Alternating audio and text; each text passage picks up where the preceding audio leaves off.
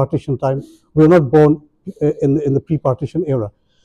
In Bangladesh now, we have people in Bangladesh who are, as you know, I'll begin with the name of one of my teachers. He's a progressive thinker, very socialist, and indeed a communist outlook from Dhaka University.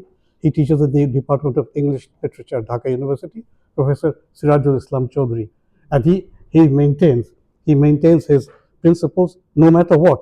He has never surrendered, has never bowed before any government that tried to put him under pressure. And he was also offered the job of Vice Chancellor of Dhaka University many times over the last 30 years. He declined. He didn't take it because he didn't want to be confined. Something like Jean-Paul Sartre, who refused to accept the Nobel Prize. Then we have another poet, Shihab Shorkar. Shihab Shorkar, in Urdu you pronounce it as Sarkar. So Shihab Shorkar is there. He is there. He did that. Then we have, he's also socialist. In the past, we have had socialist thinkers, filmmakers like Zahir Rehan. He took part in the War of Liberation. He was before 1971. He turned to filmmaking, progressive filmmaking, and there was a movie a documentary he prepared that was called "Let There Be Light." So he is remembered. Then, unfortunately, at the end of January 1972, he went looking for his brother who had been kidnapped in the last phase of the War of Liberation, and he couldn't recover his brother, and he himself disappeared. There were no traces of him. That was Zahir Rehan. Then another socialist writer, progressive writer he's also dead, is Akhtaruzaman Ilyas. So when you read Akhtaruzaman Ilyas's book, the unfortunate thing is we don't have very many translations of these Bengali literature pieces or books from Bangladesh, but efforts are being made now to see to it that at least English translations are available. So Akhtaruzaman Ilyas is there. Then, of course, you know about Taslima Nasreen. So she is there, very brave woman. She has been in exile for so many years.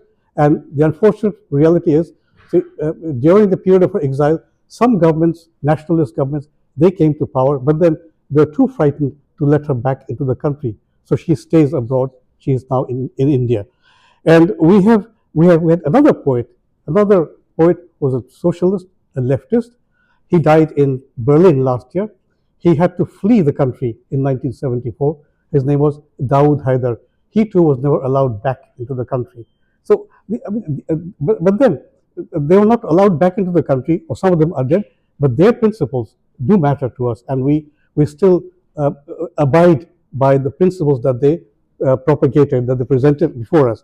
There's a Wahidul Haq.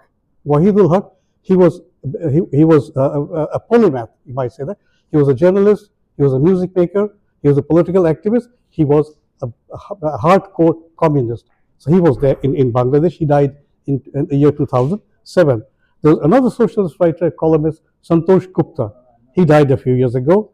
And there are some other people. So we had a rural, rustic philosopher, we call him.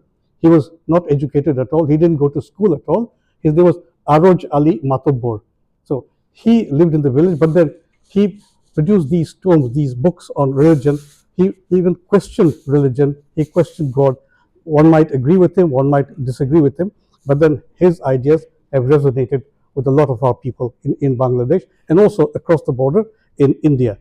And there was another socialist thinker, a progressive thinker, again a professor of Dhaka University, Professor Ahmed Sharif. There was the poet Rafiq Azad. So he, in 1974, he produced a poem demanding of the government, give me rice or I will swallow the map. Because in 1974, if you recall, there was famine in Bangladesh and the government was led by Bangabandhu Sheikh Mujibur Rahman. And when he wrote that poem, it created quite a sensation, and he was called by the Prime Minister asking him to explain what happened, or why did you write this poem? And he said, I didn't abuse you. I used the words for people around you who give you the wrong message, who don't convey to you the actual picture of the country. So he was there. And of course, there was my teacher, Khandakar Ashraf Hussain, again, the socialist thinker. And we had Ahmed Sharif, as I said, Sirajul Islam Chaudhry, Dawood Haider, Taslima, and one writer, Humayun Azad. He predicted back 30 years ago, he predicted that the way things are going in Bangladesh, it will go back into the hands of the extreme right. And he was so right. It's now back into the hands of the extreme rightists. And finally, we have this poet Nirmalendu Gun. He's there. So all these people that I mentioned, and there are others, a lot of other people, they are there, and they uphold the cause of socialism, cause of progressive literature and progressive politics.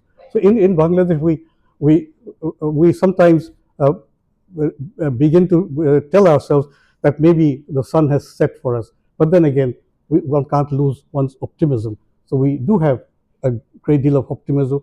We believe that for Bangladesh to move ahead in the future, and to actually not only within the country, but also for Bangladesh to establish rapport with the other countries of the subcontinent, India and Pakistan, because we look beyond borders, beyond politics, beyond nationalist politics. And I think we will continue on that path. Our people are very liberal, very progressive. When you meet them, if you go to Dhaka, they're all Bengalis. They'll speak to in Bengali. Maybe they can't speak very much in Urdu.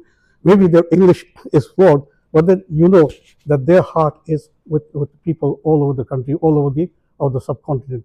So, personally, for me, and for people like me, it's always a dream to go back to what we once intended to do. Like in Pakistan, in early days of Pakistan, Sajjad Zahir, he spent 4 years in Much jail. And I know the area, Balochistan, because I went to school in Quetta there. So he was there, and of course, Rawalpindi, so-called Rawalpindi conspiracy case.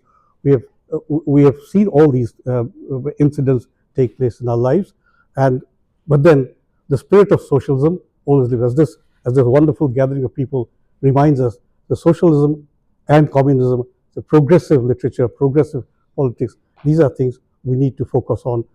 We've been focusing on these people, but then see, if we want democracy in our area, in India, in Pakistan, in Bangladesh, we have got to tide over these divisions that are there, divisions of religion, communalism, and then we need to have democracy. But then I believe, and many of us believe, that if you want to have democracy in a country, that democracy has to be based on the spirit of socialism. One final point: in the Bangladesh Constitution, one of the 4 fundamental principles adopted in the 1972 Constitution was socialism. We had nationalism, democracy, socialism, and secularism.